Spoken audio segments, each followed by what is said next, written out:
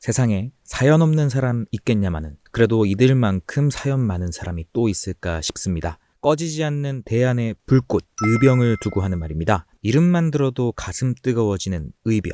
보통 의병이라 하면 일제에 대항하기 위해 무기를 들고 싸운 민중들을 떠올리게 되는데요. 사실 일제에만 한정된 명칭은 아닙니다. 의병이 우리나라 역사 곳곳에서 등장하기 때문이죠. 고려시대로 한번 올라가 볼까요? 고려가 몽골의 침입을 받았을 때 수십 년간 싸울 수 있었던 이유는 나라를 지키기 위해 생업을 뒤로하고 전투에 참여한 민중들이 있었기 때문입니다. 그리고 임진왜란 때에도 전국 각지에서 일어난 의병으로 인해 왜군을 괴롭힐 수 있었고 병자호란 때 역시 마찬가지였죠. 이렇듯 의병은 우리 역사에서 절대 빼놓을 수 없는 존재이며 어느 나라에서도 쉽게 찾아볼 수 없는 자랑스러운 역사이기도 합니다. 의병의 존재는 대한민국 시절 우리나라에 왔던 많은 서양인들에게도 상당히 의미 있게 다가왔던 것 같습니다. 이 사진을 찍은 사람, 그리고 이것을 퍼뜨려 세계에 알린 사람도 서양인이었는데요. 맥켄지라는 성을 가진 이 기자는 의병을 취재하기 위해 그들을 찾아 나서게 됩니다. 의병을 취재한다는 말에 일본은 물론이고 주변의 친구들까지 그를 만류했던 상황. 일본은 맥켄지에게 여행증을 발급해주지 않으면서 무허가 여행을 할 경우 처벌하겠다고 협박까지 했으며 실제로 의병을 만나더라도 그들이 맥켄지의 취재에 응하지 않고 자신들이 발각되지 않기 위해 그를 죽일 수도 있었죠. 그럼에도 맥켄지 기자는 의병 취재를 멈추지 않았고 결국 경기도 양평에서 그들을 만나게 됩니다. 대한제국의 백성들은 왜 이렇게 꼭꼭 숨어서 의병 활동을 하게 되었던 걸까요? 당연히 일본의 수탈 때문이겠죠. 특히나 이 시기는 일제가 본격적인 식민화 행위들을 시작하던 시기였는데 이로 인해 농촌 수탈이 심해지자 그동안 쌓였던 민중들의 반감이 극에 달하게 됩니다. 그동안의 불만들이 터져나오게 되면서 저항으로 이어진 것이라고 할 수 있죠. 그래서 이때 농민의병장도 많이 생겨났는데 대표적인 인물로는 신돌석, 안규홍이 있습니다. 신돌석은 평민 출신의 의병장으로 이 시기 대부분의 의병 투쟁에 참여했을 뿐만 아니라 일본군에 상당한 타격을 주기도 했죠. 안규홍은 머슴 출신의 의병장으로서 전남 보성을 중심으로 활동하며 일본에 저항했습니다. 의병장의 직업 분류표만 보더라도 다양한 계층이 의병장으로 활약했음을 알 수 있습니다. 정미의병은 그야말로 전민족적 항일 투쟁이었다고 할 수 있는 것이죠. 유생부터 농부, 산적, 무직자 등 전투와는 어울리지 않는 다양한 직업의 사람들로 구성된 의병. 그런데 이 사진을 보면 군복을 입고 있는 사람이 보입니다. 군복을 입은 의병이라 과연 어떤 사연이 있길래 정식 군인이 의병에 들어가게 된 걸까요?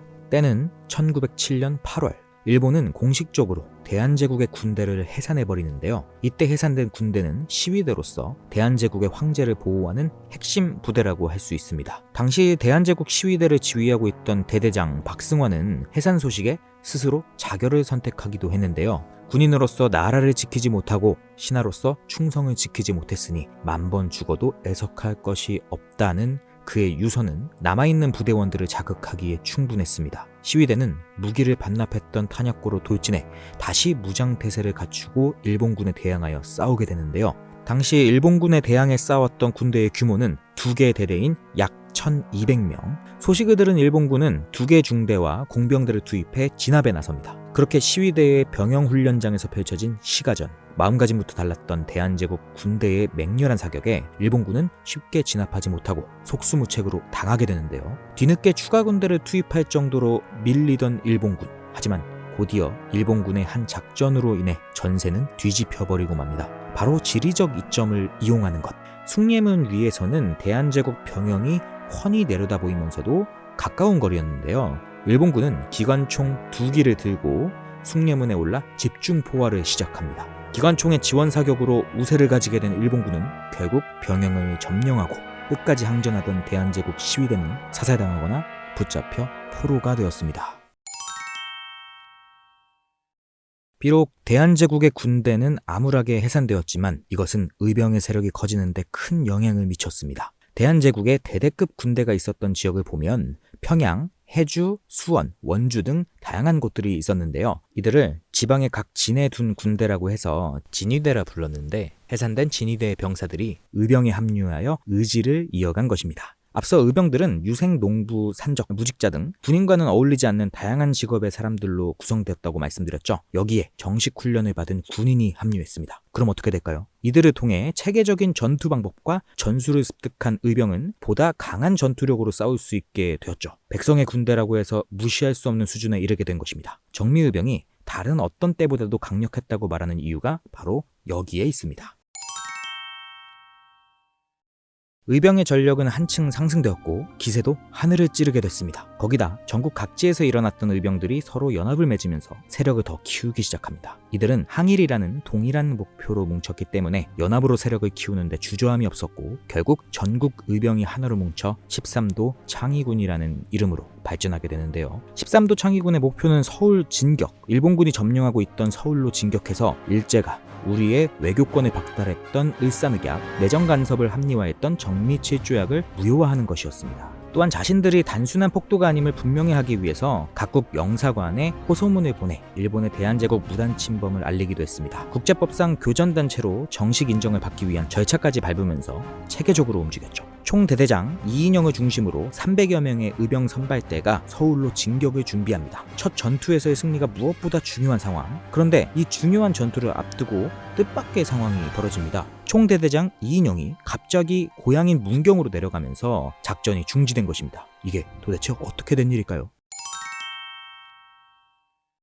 이인영이 갑자기 문경으로 내려간 이유는 바로 부친상 때문. 나라를 잃을 위기를 타개하기 위해 가장 중요한 전투를 앞두고 발생한 부친상. 여러분이라면 어떻게 하시겠습니까? 수많은 군대를 거느린 대장이 가장 중요한 전투를 앞두고 효를 지키기 위해 모든 것을 내려놓고 귀향했다. 이해하기 어려운 것이 사실이죠. 하지만 당시 사람들의 생각은 우리가 지금 생각하는 것과 많이 달랐던 것 같습니다. 유력 양반 출신이었던 이인영은 성리학이라는 사상을 기반으로 갖고 있던 계층이었으며 그들에게 있어 효를 지키는 것은 무엇보다 중요한 것이었죠. 실제로 이인영은 불충은 불효와 같고 불효는 불충과 같다는 말을 남기면서 3년상을 무사히 마치고 다시 재기할 것을 다짐했다고 합니다. 그래서 3년 뒤에 재기에 성공했냐고요? 연합의병 총대대장이 3년상으로 고향에 내려가 있는데 그걸 일본군이 가만히 둘 리가 있을까요? 3년상을 채 다 치르기도 전에 이인영은 체포되고 맙니다. 그리고 충과 효 어떤 것도 이루지 못하고 형장의 이슬로 사라졌죠. 그래도 다행인 것은 자칫 와해될 수 있었던 의병을 다시 똘똘 뭉치게 한 허위라는 인물이 있었습니다. 허위를 중심으로 경기도, 강원도, 황해도의 의병들은 활동을 지속하며 다시 서울로 진격할 기회를 엿보고 있었는데요. 하지만 이미 한풀 기세가 꺾인 탓이었을까 막강한 화력을 앞세운 일본군에게 패하고 허위도 체포되면서 재기를 꿈꿨던 연합의병의 체제는 무너지고 맙니다. 한때 전국 1만 명의 군대로 일본군을 위협했던 의병의 열기가 차갑게 식어가는 순간이었죠. 한풀 꺾인 의병의 기세, 일본에게 있어 의병을 완전히 제거할 기회는 지금이었을 겁니다. 1909년 9월 일본은 보병과 해군 함정을 투입해서 대대적인 의병 진압 작전에 나섰는데요. 그 과정이 참으로 끔찍하고 잔인합니다. 전국 각지에 숨어있던 의병을 색출하기 위해 마을을 수색하는 것은 기본이고 의병에게 협력한 마을을 통째로 불태워 공포심을 조성하기도 했죠. 이것이 바로 남한 대토벌이라고 불리는 일본의 의병 진압 작전입니다. 일본의 진압 작전은 특히 호남 지역에서 집중적으로 이루어졌는데요. 의병 토벌을 위해 어느 정도까지 작전을 펼쳤냐 하면 마치 토끼몰이를 하듯이 부대를 나누어 지역을 둘러싸고 점차 포위망을 좁혀오면서 퇴로를 차단하는 방법을 시행했습니다. 그리고 해상에서는 함정까지 배치시켜 결국 꼼짝 못하게 만들었죠. 일본의 목표는 의병 색출이었지만 실상은 학살과도 같았습니다. 의병에 협조했다는 이유로 마을을 불태우고 주민들을 학살하며 오랑캐와 같은 행동을 저질렀죠. 당시 일본의 기록만 보더라도 우리 전사자가 무려 1만 7천 명이나 될 정도였으니 실제로는 이보다 훨씬 많은 백성들이 목숨을 잃었을 겁니다.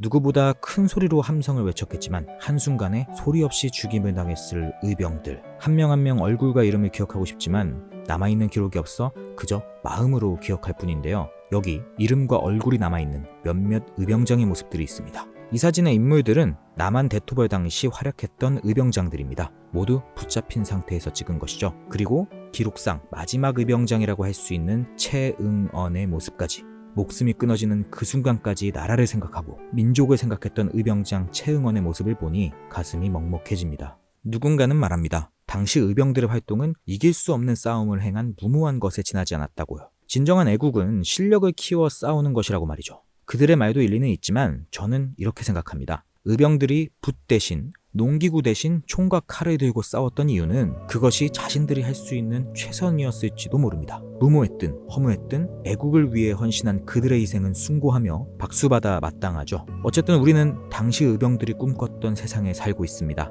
모두를 떠올릴 순 없지만 의병이라는 이름으로 기억하겠습니다. 우리 모두 묵념합시다. 오늘 영상은 여기까지입니다. 유익하게 보셨다면 구독, 좋아요 부탁드리고 다음 영상에서 찾아뵙겠습니다.